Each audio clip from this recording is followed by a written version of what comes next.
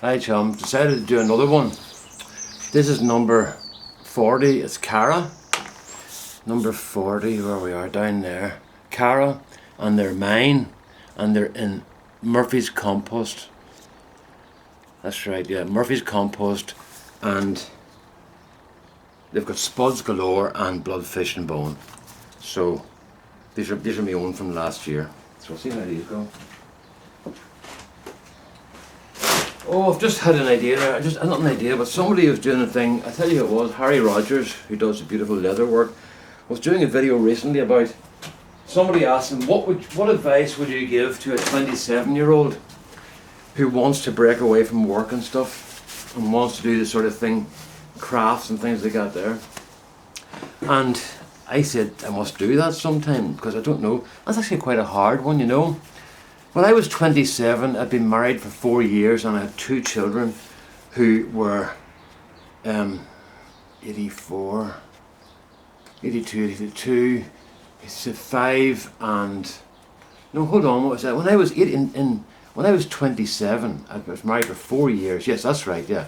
I was married for 4 years and I had 2 children and they were 2 and 1. Just on that, the advice I give people on that is make sure you spend time with your children because they will grow up far faster than you can ever imagine. Before you know it, they'll be taking their case and leaving. So spend time with your children. I made a mistake on that one for a couple of years. I worked as a taxi man, so I was working almost every night and day.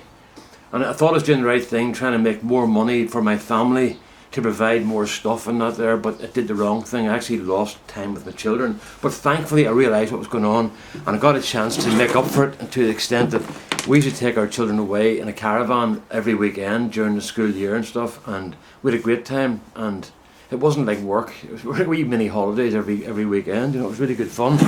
But in terms of jobs and things, one of the things I told my own children was, try not to end your life thinking, I wonder what would have happened if. Have the courage to make a change, but before you make the change, make sure that everything's in place for that change. So if you decide you want to try a different line of work, make sure you have something else lined up before you leave the work you're in, because it's easier to get a job when you're in a job than to get a job when you have no job. Because if you go to prospective employers saying, I want to be a shoemaker, and they go, okay, what are you doing now? And you go, well, I left my other job because I didn't like it. They're going to say to themselves, right, this guy's going to leave if he doesn't like it, so why should I invest time in this guy if he's not willing to invest time in himself? Or he's not willing to keep working at something that mightn't be going the way it's going until he gets what he wants. They want to see stability. They don't want to see what they perceive as rash decisions and decisions that aren't really thought out very well. There's wood lice in that there. I've never seen that before. Wood lice in a potato. Right, but so I would say, so if you're going to change your job, make sure you have another one lined up before you leave the one you're in. Okay. A lot of people see YouTube and they look at YouTube at night and they think to themselves, I would love to be doing like Harry, making belts, or I'd love to be making pens and making my living doing that. There's a lot of work goes into keeping yourself going when you're self-employed. I remember when I was taxiing one time, a fella jumped into the car and he said to me, you're really lucky. Now I was working my ordinary 36-hour week, and then I was working another 60 hours or 80 hours on top of that, doing the taxiing. And he jumped into the car and he said, you're really lucky. And I said, why? He said, well, you're self-employed. You don't have to work if you don't want to. And I said, have you ever been self-employed? He went, no. I said, give it a wee go sometime, see how you get on. So I don't know what happened, but certainly when you're self-employed, you're working far harder than you ever work for anybody else. So you have to remember that. You will not be doing a 9-to-5 job when you're self-employed. You'll be working a lot harder than that, especially in the craft field. Because the craft field, people will not pay what things are worth. That's the bottom line. Because everybody feels that because it's made by a wee man down the road, they should get it for nothing. And that's just a wrong attitude. And if you price your stuff too low and you give it away for nothing, you're never going to make a living. You know, you have to find your market. Now, there's going to be a happy medium somewhere. You're not going to get all the money you want, maybe, but you might get more than you thought you would get. And you have to find that happy medium somewhere. And that's where your market research comes in. So you have to do all your planning before it and be prepared to put long hours in. The other thing that's very scary about self-employment is there's no financial backup for you. You can't take a day off. You know, if you're sick, you lose money. You don't get money that day. So it's not like where you're working for someone else, you can phone in sick and you get your pay at the end of the month. If you're on a contract, if you phone in sick to yourself, you don't get any money, and the bills still have to be paid. So it's the harsh reality is it's very, very difficult to make a living from doing craft work and stuff unless you find a market and you specialise, but specialise in a number of different areas. I mean, Harry does a whole lot of different things on his channel, and he's doing the woodwork and the leather work and metal work. He's doing lots of different things. So, what do you call it? You have to be prepared to expand and not. You might think to yourself, I would love to make what? I'd love to make pens the rest of my life. You're not going to make a living making pens unless you make other stuff as well. Your bread and butter stuff like bowls and stuff like that, that people need for the kitchen and that. Because not everybody wants to spend a lot of money on a pen. And the thing about selling a pen is when somebody spends $25 or 20 quid on a pen, they think they've bought something really fantastic that's going to last them for the rest of their life. So your product has to be bang on before you can sell it, you know. So the thing is, you get your market ready, get all your preparation work done, and be in a position when you do decide to leave your job that you've got something else set up. And what you do there is to see if you can hack this length of time. Whenever you're in the job that you don't like it, or maybe you do like it, but you want to do your own thing. When you go home at night, have your dinner and go out to the shed from 7 o'clock until 12 at night. Okay, and do an extra 5 hours work every day, or an extra 4 hours work every day on top of your normal job, because that's what you'll be doing when you're self-employed. You don't come in at 6 o'clock in the evening and get your dinner and put your feet up. You're back out in the shed again, because I'm not self-employed. I just make a few pens and stuff, but I know there's days when I have to start work early in the morning, and sometimes I don't get into the house till late at night, and I'm absolutely wrecked at that because I can't really do that, you know. But sometimes it just has to be done, and so if you're going to do that, if you're going to try and leave your job, practice first what it's going to be like trying to keep a sort of 80-hour-a-week job going. If you do, say every hour, do another 40 hours on top of your normal job and see how you get on with it, because that's the sort of hours you're going to be keeping if you're self-employed. What other things would I tell you? Yeah. Don't trust your bank. That's an awful thing to have to say.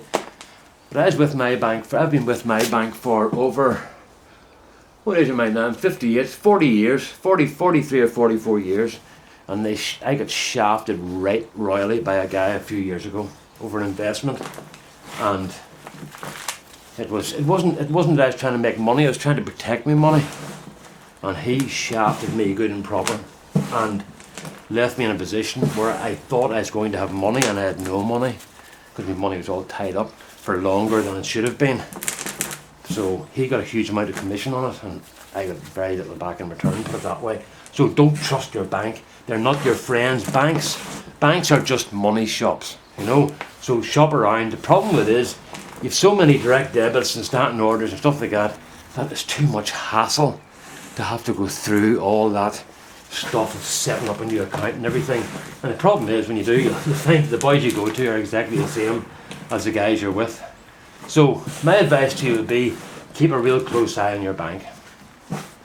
I'm very friendly with a guy whose father was manager of a big haulage company here, managing director, and he went through the bank statements every month and he found at least 2 mistakes in the bank's favour.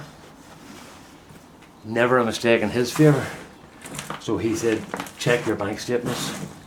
I should do that, but I can't do it as much as I should. I'm telling you what to do, but I don't do it myself all the time. But so don't trust banks. Insurance. Get insurance if you can. Get insurance so that if you're married, that your wife or husband isn't left, or your partner isn't left in a position where they can't keep the house when you die. So have some sort of insurance on the house, so that if things go wrong, the house will get paid off when the other person dies. Because it's an awful thing, I've seen it, where people have had to sell the house because they hadn't got the proper insurance on their mortgage, So be careful about that there, What is it? Yeah, I keep telling my children, I've told my children, look, as this thing, I'm always going back to this thing, but try not to leave yourself thinking, what if? And if you've got the courage to do it, and it's legal and moral, have a go. But be aware that you can affect the rest of your life by a decision, So sometimes, instead of taking the big plunge and deciding, right, I would love to have a speedboat.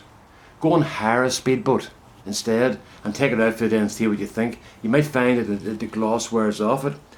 Somebody famous said, the only thing worse than not getting something you really want is actually getting it.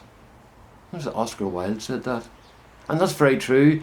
You know yourself, if you do the Christmas thing, or your birthday even, and you're young, and the anticipation of Christmas is the most wonderful thing. That's why all the lights are up and everybody's supposedly happy and joyful.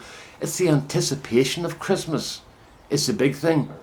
Excuse me. But then there's the anticlimax on Christmas Day, when you don't maybe get what you thought you were getting, or you don't get the version. If you go to YouTube and type in "worst Christmas ever," till you see spoiled brats complaining about getting the level of phone below the one they really wanted, or the level of computer computer console not exactly the level of the one they wanted.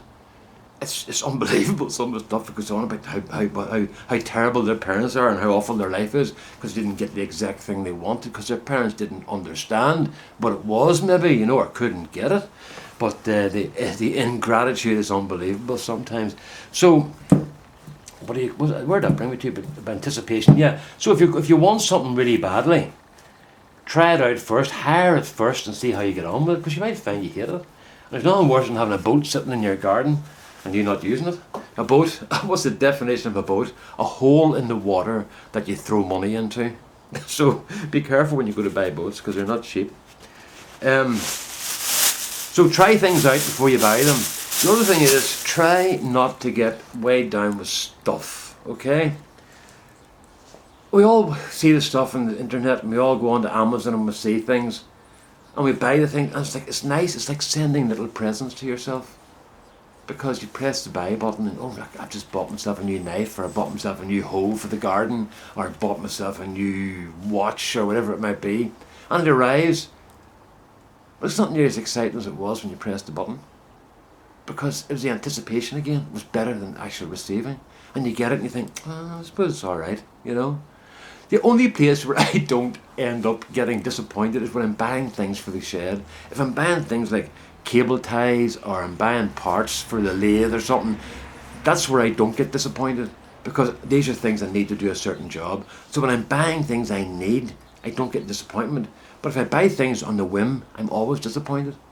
So only buy the things you need, and I'll tell you what, you don't need half the stuff you have, because you can get on a lot with. A wee example we had recently was we had hundreds and hundreds and hundreds of books up in the wee office, we call it, a whole wall of books, and we took them out, and we didn't know what we were going to do with them, because they're all precious books.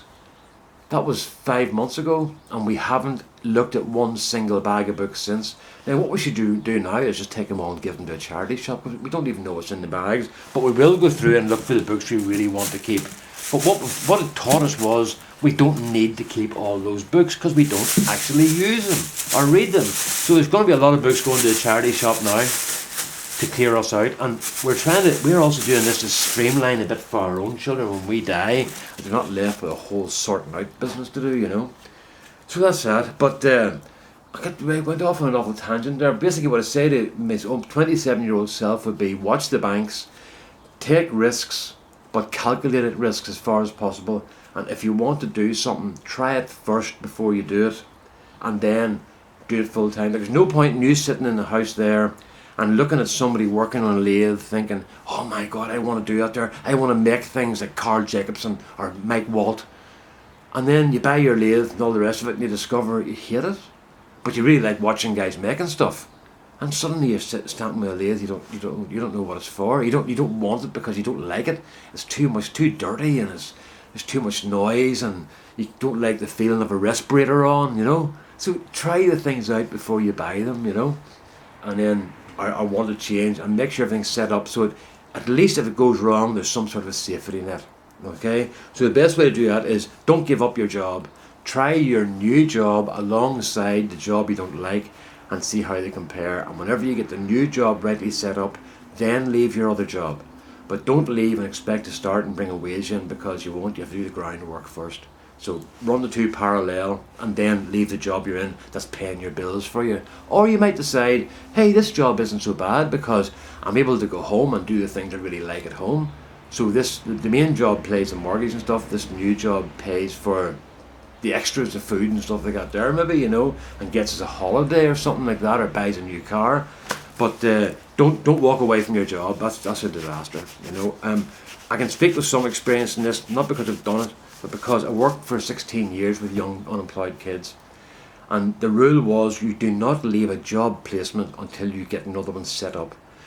Whenever I went to place somebody in a work situation, it's a very simple situation. We had kids nobody else would employ.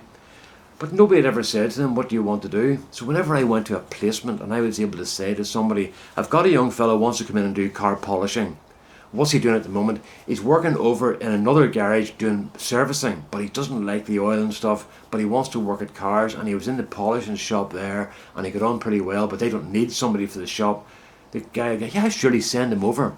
If I go in and say, I want to work in a guy to work in the polishing shop, right, what's he doing now? Well, nothing. He walked out of his last placement. They're going to go, I've no room at the moment, Brendan, you know, we're just pretty busy here and we haven't really time to train somebody. Because there you are, I think, why did he walk out of his job? Unreliable. So stay in your job and until you get something else. That's the most important thing of all, I imagine, you know. Don't give up what you've got, basically.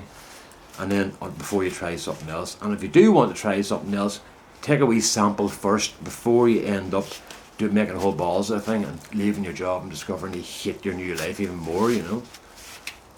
There you go.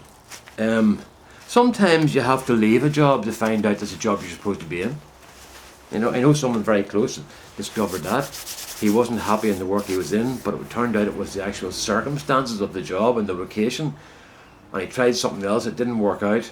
And when he went back to the job he was in originally, he discovered that's what he should have been doing all along. But he was in a different situation and loved his job then. So maybe you could do the same job somewhere else. Have a look around and see, is it the people you're working with, or the location that's not right, and the job is not actually the job, but you're lumping it all together. I'm starting to ramble here. So take a look at all the factors and see how it works out. But don't walk away from a job. That's the bottom line. Don't walk away from a job. Right, here we go. I did these because with no oven. I didn't break. Rosemary was doing the oven the other day. She was cleaning the glass plate that goes in between the door and the oven, and it just shattered on her, just into a million pieces. There was glass everywhere. Hello. So of course the oven we bought, everybody else's glass oven costs about 46 to 60 pounds. What's that, about 60 to $80 sort of thing? Ours, £166, $200 or more, you know.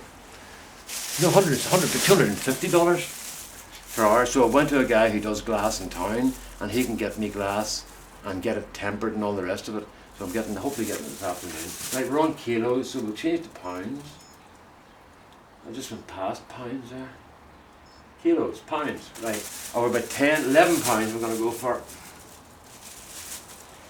Oh, it says really 9.45 pounds. What's that in kilos? 4.1 kilos, I suppose. I think it's about 4.1. I'm pretty rough on the calculations. 4.3. I'm pretty rough on my calculations. I'm not. Oh, look! Look! I'm going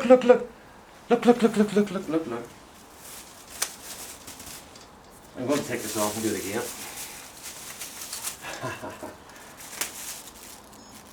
Bye. You know what I've discovered is you have to turn these scales off to get them to work properly.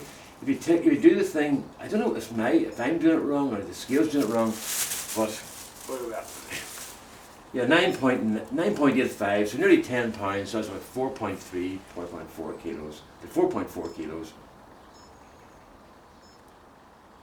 Yeah, 4.49 kilos. I'm happy enough with that there. That's grand. Okay, so there you go, folks. I'm not pulling the camera back again. So thanks for watching, and there'll be some more later on. All the best now. Bye bye. I'm going to have another think about this 27-year-old thing because I kind of rambled through that, but we'll see what happens. Okay, all the rest now. Bye bye.